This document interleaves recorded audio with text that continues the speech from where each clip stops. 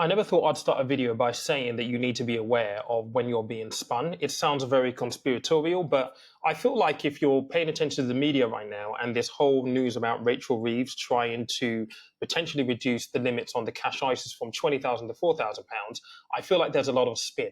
They're trying to frame this in a positive light, that it's going to help more people invest, so on and so forth. But I just don't see it that way. And in this video, I want to explain why. And I want to react to a news segment where they had Georgie from the Money Mentor at the Times on, just to kind of share how this is being spun and give you my perspective. And through this, I would love to hear what you think of this as well. But before we jump in, let me just run you through some very high level numbers because I think they're important. So if you go back to 2022 and 2023, we know that there were 12.4 million ISAs opened. 12.4 million ISAs. 63% of those were cash ISAs, 31% were stocks and shares ISAs. That immediately tells us that people are more comfortable opening cash ISAs because there is no investment risk. It's a simple account to manage, a simple account to open. It's within people's understanding of how typical banking works. We also know that currently there's around about £300 billion in cash ISAs. Just let that number sink in. 300 billion. That means there's 300 billions worth of savings that currently the government cannot touch for tax because they're in the wrapper that legally does not allow them to tax, right? We also know that there's about 130 billion roughly in premium bonds, NS&I premium bonds, also tax-free. So across those two, 430 billion quid that the government cannot tax because they've allowed people to put money into these things tax-free. We know that that number, that 433 billion quid, cost the government about 6.7 billion every single year. So, given the backdrop of where we are, the government being in a bit of a pickle and in dire need to increase tax revenues, what is the most logical thing for them to do? It's simple. You find a way to be able to tax people who are putting money into these tax-efficient accounts, these tax-efficient wrappers. Now, they're not going to dare do this retrospectively, i.e., meaning that if you have, over the course of your last few years, put 15, 20, 30K into ISA, say now you've got to pony up your tax on this, they wouldn't dare do that. But what they can do is they can introduce legislation, whatever it might be, in the budget on March 26 to say, you will no longer be able to save as much as you could previously into a cash ISA, therefore bringing you into an element where you have to pay more tax. This is essentially what they're suggesting. It's very, very simple. This is what they're suggesting. But here comes the spin.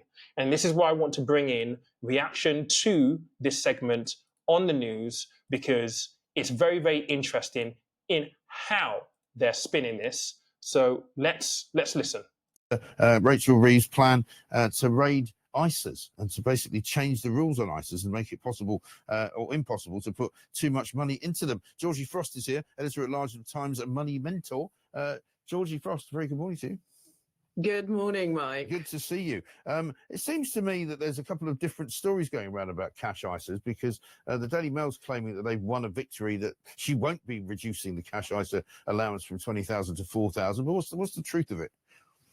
So the truth of it is, I don't know if you noticed, Mike, that the government need a bit of money, and they really want to get growth. Yeah, they really want to get growth going. So this is actually something I've argued on Talk before. Is one way to do that is we have a huge amount of money in savings. Yeah. Now, I'm not saying the government go with their dirty little grubby fingers and take it all out, right. But if we could encourage people to invest some of that, then it would be good for the economy. Arguably, it could be good for individuals because, of course, over time and past performance and all that is not indicative of future gain. However, over time, investing for the long term has shown that your money does work harder for you. It could be good for businesses as well if we can encourage them to invest in the UK economy. So a couple of weeks. So this is the spin. It will encourage people to invest more. This is the spin. So by reducing the cash ISA limits from 20,000 to 4,000 pounds, it will encourage people to invest more. Now, I ran a poll on Instagram literally yesterday asking people, do you understand how stocks and shares ISAs work? This is the result of that poll. The majority of people don't understand how stocks and shares ISAs work. So this idea that you are going to reduce the cash ISA limit and people are going to drive to investing is, I think it's wishful thinking, because there is an education gap. There's a knowledge gap that you need to fill. And what is the government doing to educate people? Zilch, nada. It's down to people like myself on YouTube to fill that gap, to help people understand how this works. Not to mention, obviously, there's that risk element that people are not comfortable with either. That has a huge impact. It's why 63% of the 12.4 million cash ISAs that were opened in 2022, 2023 were cash ISAs. Also within what she's just said here, she said, invest in the UK economy. Now, unless there is some kind of government mandate that stipulates that people have to invest in the UK economy, guess what? No investor worth their salt is going to put most of their money in the UK economy right now. And even if they did, it might help the companies that receive that money, right? And then maybe the FTSE 100 or the FTSE 250. Sure, absolutely. That cash injection will be good for the businesses, potentially good for the economy. However, let's go back to what they need. They need tax receipts. It's in a stocks and shares ISA. The returns on those investments into the UK companies will be tax-free. So in my view, and you tell me if I'm wrong, you tell me whether you agree with me or not, whether I'm missing a perspective here. But in my view, this just wouldn't work anyway. This is just a spin. It's complete and utter spin. But let's carry on and listen to what Georgie has to say. Let's talk about today's video sponsor, who are XTB. Now, XTB is a all-in-one low-cost investment platform. They give you access to stocks, bonds, and ETFs. Now, the thing that I like about XTB is the fact that if you're just starting out on your investment journey, they will allow you to begin investing whilst you put the entire process on autopilot.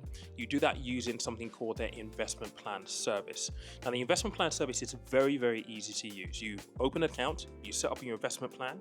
I've got a couple of videos that show you how you can go about doing that. And then you send the money every single month, and they will do all of the heavy lifting for you so that you don't have to worry about what's happening in the background and what you need to track and monitor on an ongoing basis when you begin investing. It literally takes the worry away from you.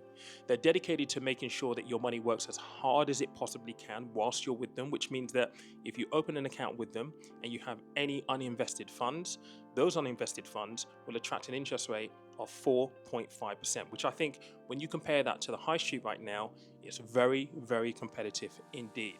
They offer 0% commission on monthly transactions of less than €100,000.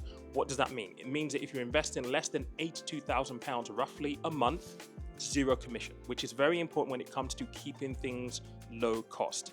This is the second year that I'm working with them, and I think that with the ISA season coming to an end soon and the new ISA season starting on April the 6th, they could be a really strong candidate to help you max out your ISA limits for 2025.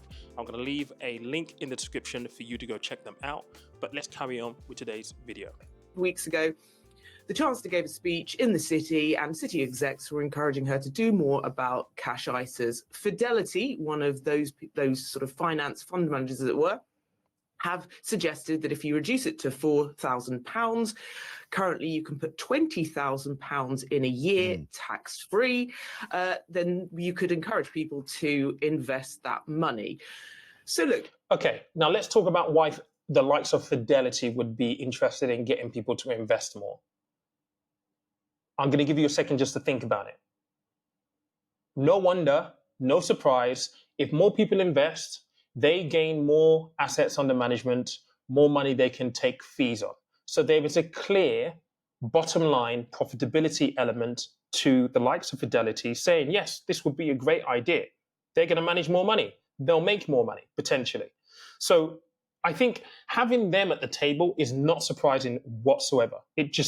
It's par for the course. This is why these companies will be involved in these kind of consultations to try and encourage some kind of political change, legislatory change that will benefit them from a company point of view, right? So there's no surprise there whatsoever. But look, it's in theory, quite a win, except for everybody who likes cash ISAs, and particularly older people who, I wouldn't really encourage anyone who's in their 80s to sort of look at investing. It really is a long-term game, as I said, but also it's formed part of people's plank of financial planning. And it feels like, especially with the inheritance tax changes coming in 2027 to pensions being included in inheritance tax, that it feels a little bit like the rug has been pulled under people who've carefully planned their latter years.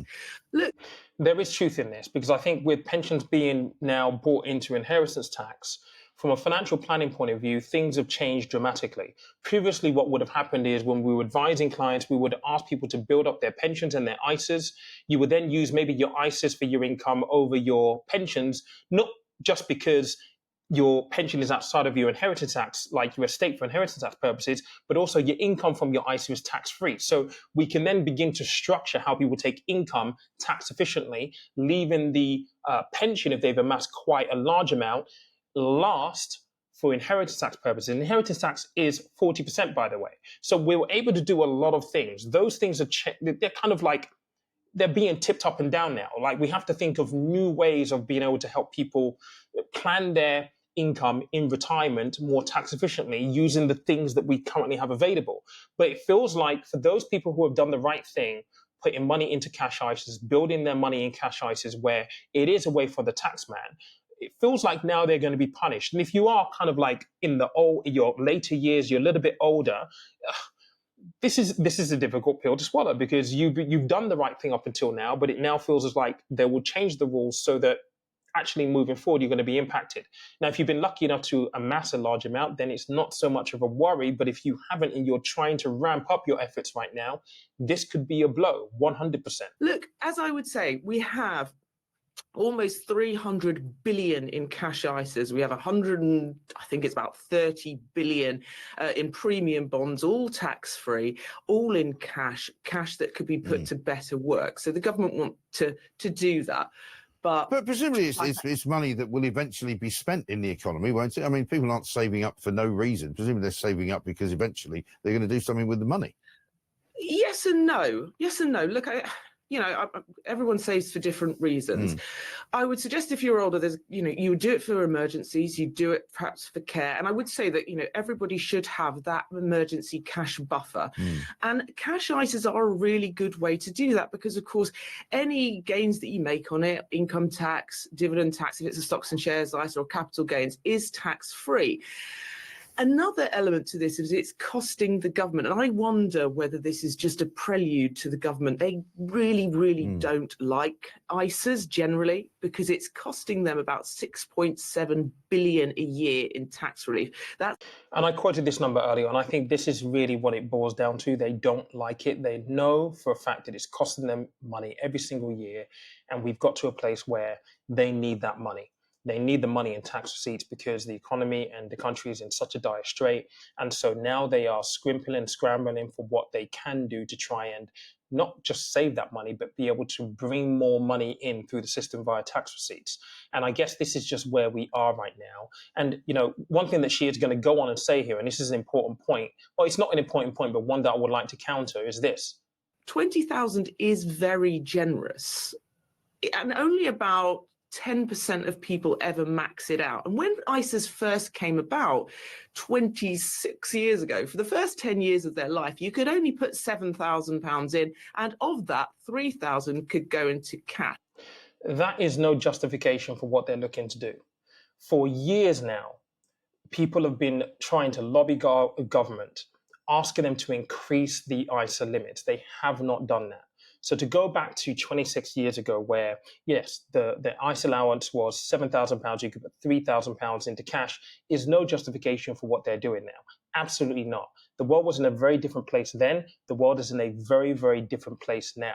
And what I think will happen is, if they do this, people will put it into high-yielding savings accounts, because that will be the natural alternative, the natural place to go to.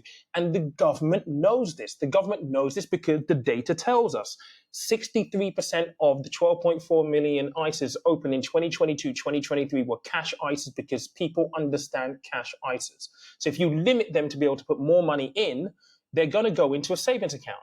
Now, you have a personal savings allowance, which is £1,000. If you're a basic rate taxpayer, it's £1,000. So you can earn that much first, tax-free, before you start to pay tax. If you're a higher rate, then it's 500 quid. If you're additional rate, you don't get anything at all. So this is a very quick win for the government to increase tax revenues very, very quickly. Now, will she do this? I don't know for sure. We're going to have to wait and find out at the spring budget on the March 26th. I will try and cover it if I can. I think I might be back in the UK or flying on that day. So we'll see what happens. Now, let's be honest. There is a way that you can get around this if she does announce this on March 26th using your stocks and shares ISAs. So what I will be doing is running an event online. There will be a link down below. Go grab a ticket, but I'll talk you through everything you need to know about how stocks and shares ISAs work. And I'll walk you through those two loopholes. They're fully legal. People are doing them right now. They're available literally right now to do, but you may not know how to do it. I'll talk about it, show you how to do it. So go visit the link down below, book yourself a ticket, reserve your seat. But please do let me know what your thoughts are on this, and let's have a discussion in the comments.